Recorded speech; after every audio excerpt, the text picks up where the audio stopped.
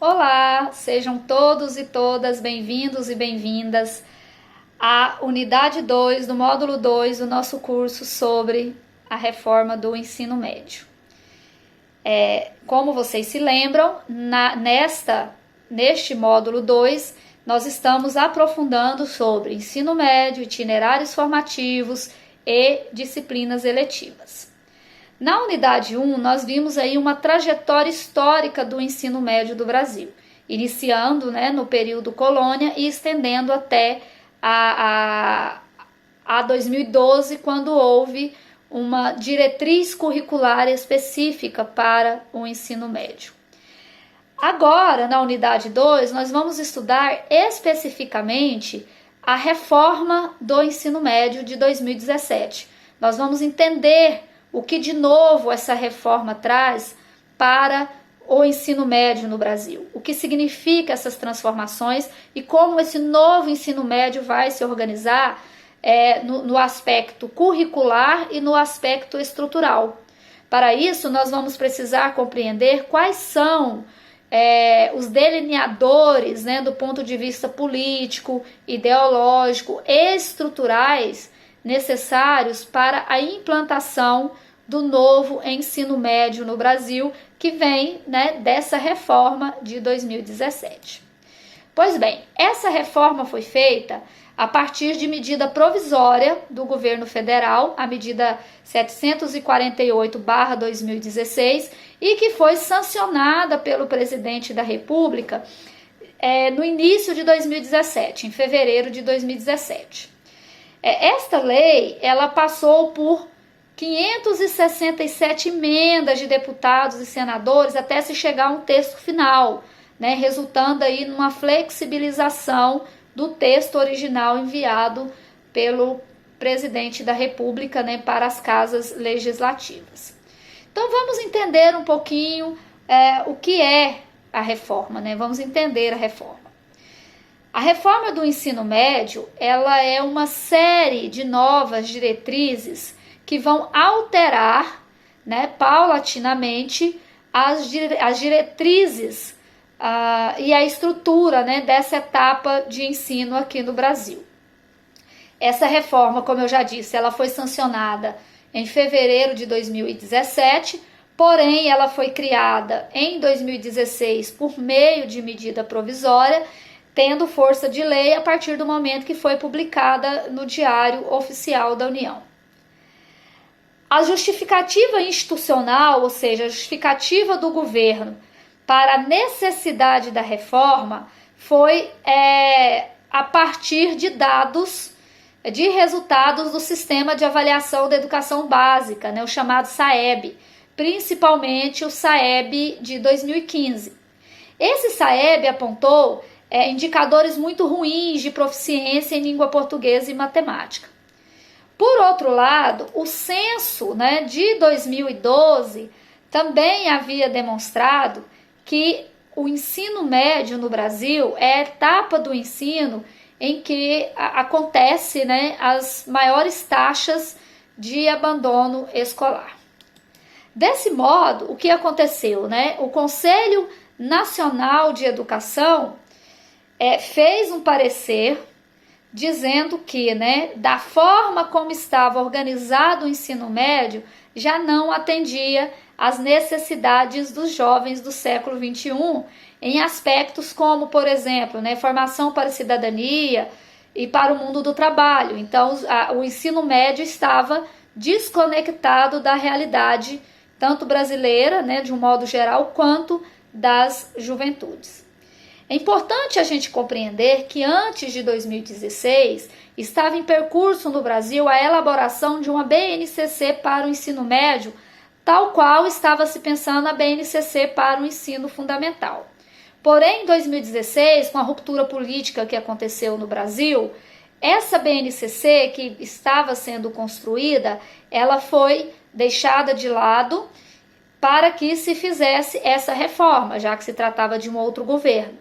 Então, ela é uma reforma que nasce a partir de uma perspectiva política e ideológica diferente que estava acontecendo no Brasil ali no ano de 2016.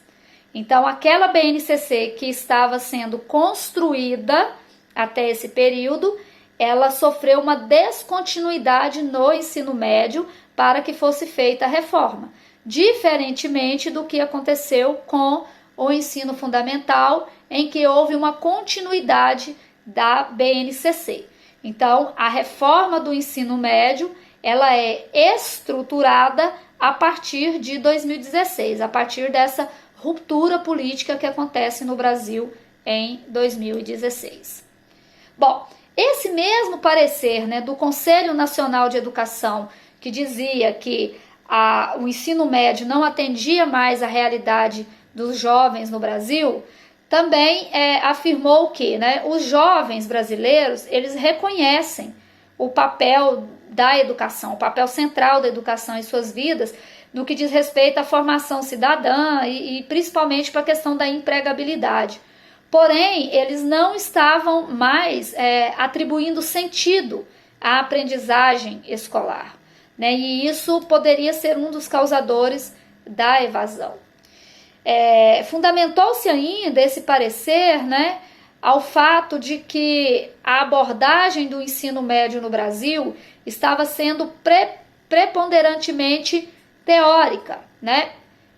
Pensando aí na questão, né, de uma centralidade da memorização, de conteúdos, presa a livre textos, né, não despertando o interesse pela investigação científica, né, pela produção científica por parte destes alunos. E aí nós voltamos aqui àquela discussão novamente de qual é a identidade para o ensino médio. Novamente a gente cai, né, naquela rede da discussão da história do ensino propedêutico e do ensino profissionalizante. Mas aqui nesse momento, então, o parecer do Conselho Nacional de Educação leva, né, a essa discussão de qual é o sentido da escola para a juventude do século XXI. O que se espera da escola, né, o que os jovens esperam da escola e como fazer com que o jovem, né, ele se matricule, permaneça e obtenha sucesso na escola. E aí é nesse sentido que agora já não mais o ensino médio, mas o novo ensino médio, essa nomenclatura, vai ter, né, como principais pontos a questão da flexibilização do currículo, para permitir que o aluno direcione os seus estudos à sua área de conhecimento, né, mais interessante, ou seja, a área de conhecimento onde ele tem maior interesse, maior afinidade, e ao mesmo tempo que essa área do conhecimento que ele tem uma maior afinidade, também tem uma aproximação com o mercado de trabalho, com aquilo que ele quer fazer na vida, né, seguir enquanto carreira. É importante ainda, né, a gente considerar que essa reforma do ensino médio, tal qual ela foi feita, não teve um amplo debate com a sociedade civil, né? Não foi considerado ali no debate da reforma as pessoas que lidam, né, diretamente com a prática no dia a dia das escolas públicas de ensino médio no Brasil. E esse foi um outro ponto de críticas e de debates, né, no momento de elaboração dessa lei. Bom, então assim, o que o novo ensino médio então fez, né? O que ele propõe? Ele determinou, né, a lei determinou a progressiva ampliação da carga horária dessa etapa da educação básica até tornar-se ensino de tempo integral. Então, com o passar dos anos, as escolas que ofertam ensino médio vão deixar de ser de tempo parcial e vão passar para ser de tempo integral. Mas isso de forma escalonada, né? Não é para ser feito tudo de uma vez. Então, é um processo pelos quais as escolas vão passar e tem até o ano de 2025 para essa readequação das escolas, que, claro, né, não passa apenas por currículo, passa também pela questão da estrutura das escolas. Bom, essa ampliação da carga horária de tempo parcial para tempo integral, ela vai ser amparada, né, ela já é amparada, né, porque já começou a proposta, né, desde o início do ano, de 2020, as escolas já começaram a fazer esse caminho de implantação para o novo ensino médio. Então, essa ampliação de carga horária ela está amparada pela Base Nacional Comum Curricular, a BNCC. Porém, e agora é um fato muito importante, a BNCC ela tem um limite dentro desse novo ensino médio. Qual que é o limite? De 60%, ou seja, 1.800 horas é o limite da BNCC dentro do novo ensino médio. Os outros 45%, né, vão ser para os itinerários formativos. Bom, mas vamos voltar às 1.800 horas da BNCC, né?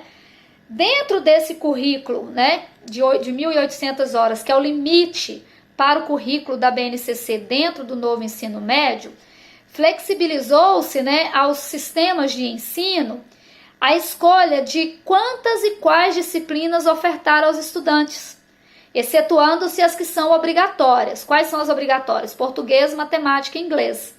As demais disciplinas, os sistemas de ensino é que vão adequar dentro dos currículos a carga horária de cada disciplina, e não só de cada disciplina, mas também definir quais disciplinas serão ofertadas. Uma outra inovação, né, dentro dessa questão do novo ensino médio é a complementação dessa carga horária, já que o ensino médio terá que ter 3.000 horas, 1.800 horas, né, obrigatórias de disciplinas da BNCC, dentro das competências e habilidades da BNCC, os outros 40%, né, as outras 1.200 horas, serão feitas de forma flexibilizadas a partir da criação de itinerários formativos.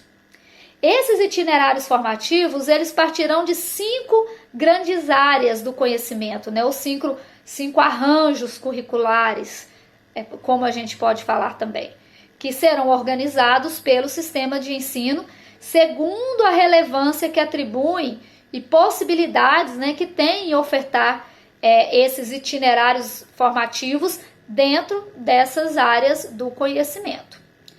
Dessa forma, né, em resumo, a gente tem o quê?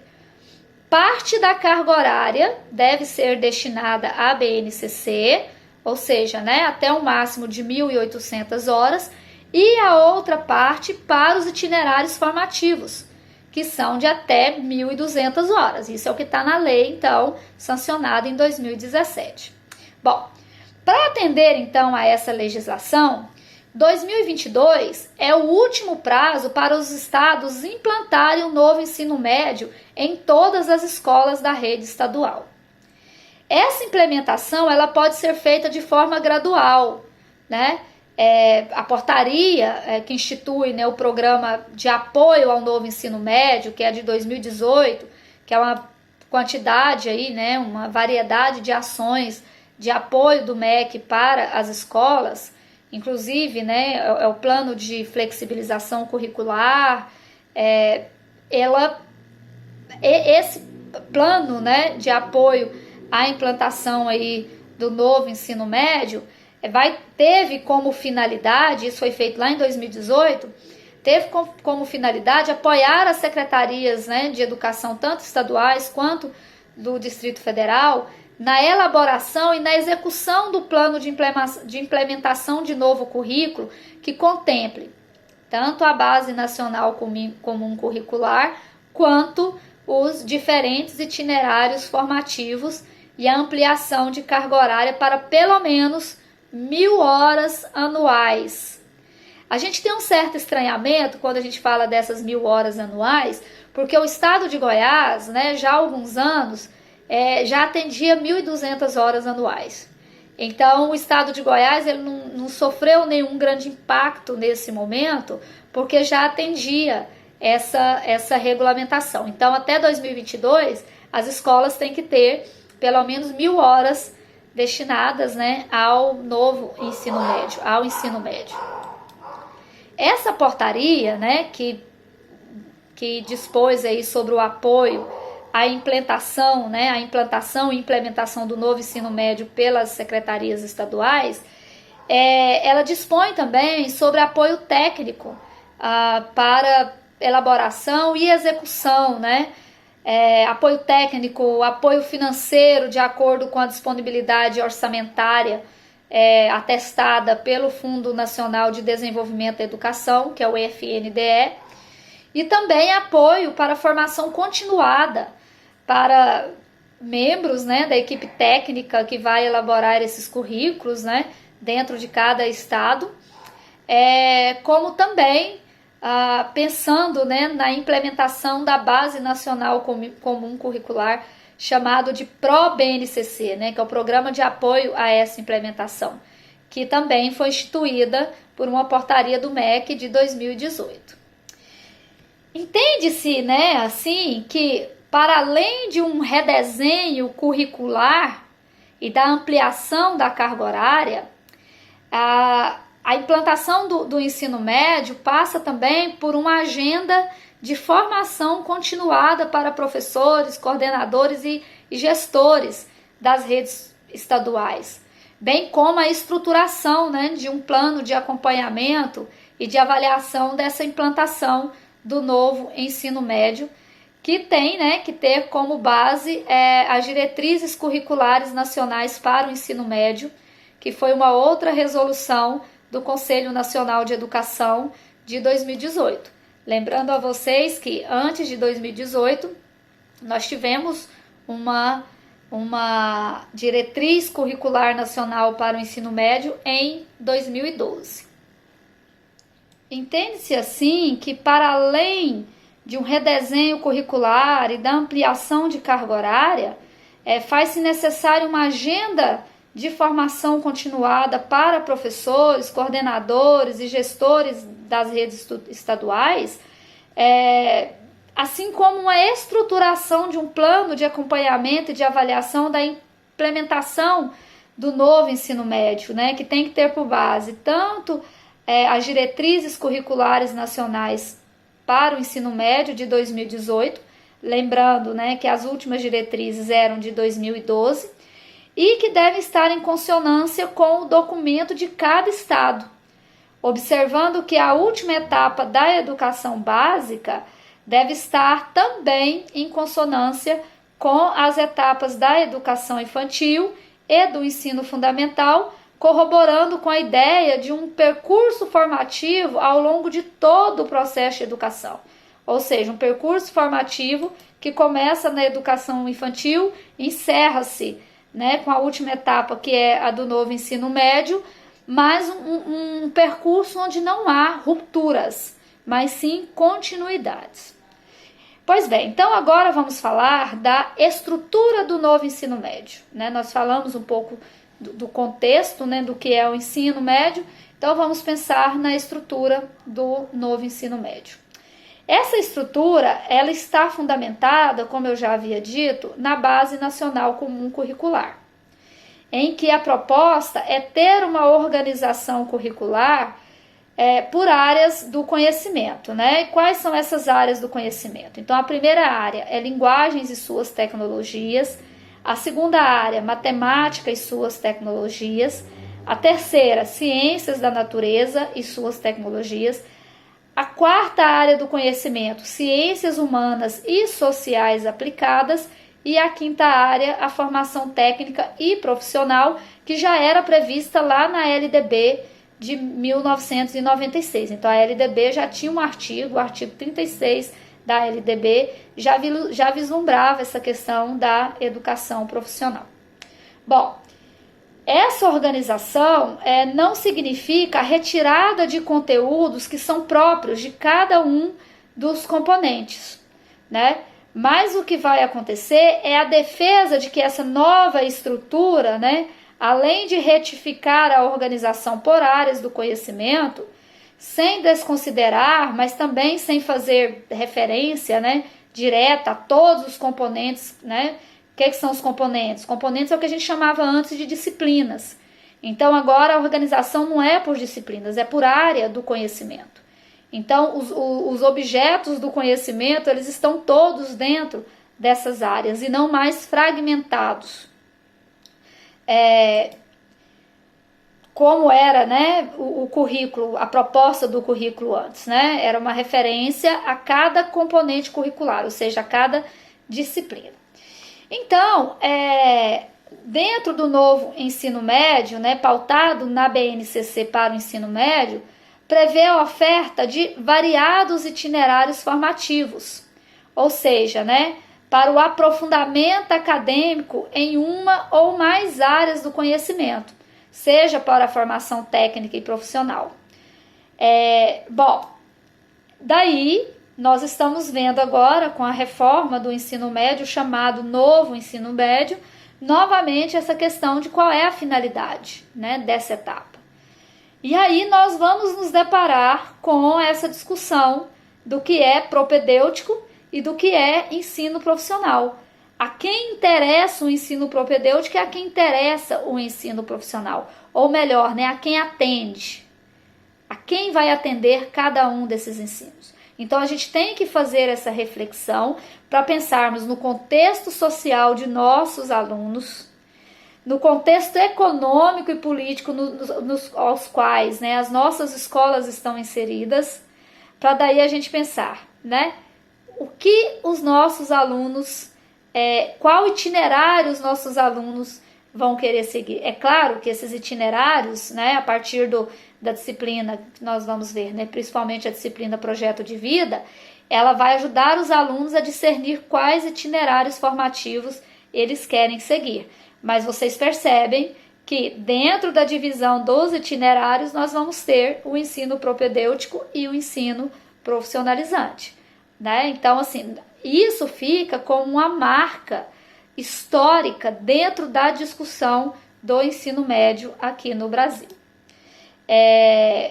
Sendo assim, né, essa estrutura aí que adota a flexibilização como princípio de organização curricular e que permite a construção de currículos e propostas pedagógicas, né, que atendam mais adequadamente às especificidades locais, regionais, né, assim como a multiplicidade de interesse dos estudantes. Dentro do documento, né, fala que o objetivo dessa flexibilização curricular é justamente estimular o exercício do protagonismo juvenil e fortalecer, né, o desenvolvimento dos projetos de vida desses estudantes. Assim, né, essa organização curricular, segundo a BNCC, dentro da BNCC, ela tem como objetivo fortalecer as relações entre os componentes e sua contextualização, ou seja, né, os componentes curriculares vinculados, né, a cada uma das áreas do conhecimento. Quais são esses componentes curriculares obrigatórios aí dentro de cada área do conhecimento? Então, eles estão divididos, né, como eu já disse, em 5 grandes áreas. Então, nós vamos ter, né, linguagens e suas tecnologias, que são as disciplinas de língua inglesa, língua portuguesa, artes e educação física. Matemática e suas tecnologias, matemática. Ciências da natureza e suas tecnologias, biologia, química e física. Matemática, ciências sociais, ciências humanas e sociais aplicadas, história, geografia, filosofia e sociologia. Então essas são as disciplinas dentro dessas grandes áreas do conhecimento. E a quinta área do conhecimento, que é a educação técnica e profissional, que, né, algumas escolas vão oferecer como itinerário formativo. É bom a gente deixar bem claro que o aluno ele não vai escolher, por exemplo, um itinerário chamado Ciências Humanas e Sociais Aplicadas. Dentro dessas nomenclaturas, dentro dessas grandes áreas, serão ofertados vários itinerários formativos, né? Mas itinerários formativos que atendem a essas áreas do conhecimento. Então, assim, essa nova forma de organização, ela tem como objetivo, né, lá segundo a BNCC, ultrapassar barreiras do conhecimento localizado e limitados às disciplinas. A proposta de se trabalhar, então, por área do conhecimento, né, fundamenta-se numa abordagem de conteúdos, mas que sejam ampliados e contextualizados dentro da realidade dos estudantes. O mote dessa proposta é justamente superar, né, essa tradição dividida ali em disciplinas, onde os conteúdos são fragmentados, considerados descontextualizados, e a partir dessa proposição de organizar por área do conhecimento, aumentar o interesse dos alunos, tanto pela aprendizagem quanto pela permanência nas escolas, a partir de experiências significativas, já que no novo ensino médio o aluno é o protagonista. A escola ela terá que se organizar para o aluno a partir do projeto de vida, a partir da escolha ali, inclusive das disciplinas eletivas, né? Que vai levar com que o aluno, né, o projeto de vida, as disciplinas eletivas, possa escolher o seu itinerário formativo, ou chamada também de trilhas de aprofundamento, escolhidas pelo estudante a partir de seu perfil, de seu interesse. Então, as escolas terão que se organizar a partir da escuta dos estudantes. E aí a gente vai ter, então, um currículo que vai ser integrado, né? A Base Nacional Comum Curricular e as Diretrizes Nacionais para o Ensino Médio e um currículo flexibilizado com as 1.200 horas aí do itinerário formativo.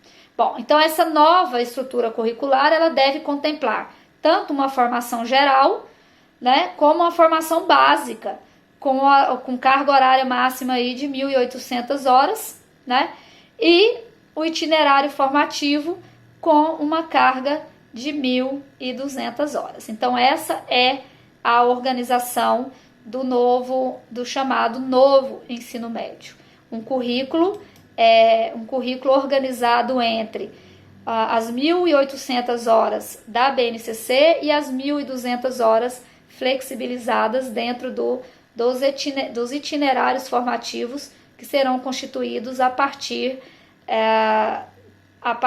das grandes áreas do conhecimento, mais a área de ensino técnico e profissionalizante, de acordo com o interesse dos alunos, da escuta dos alunos, onde essa decisão deverá ser tomada a partir de todo um trabalho formativo que vai se consolidar, né, quando ele tiver que escolher, que será feito pelas disciplinas projeto de vida e as disciplinas eletivas, onde eles já vão escolher de acordo com os seus interesses, né, com suas áreas de interesse.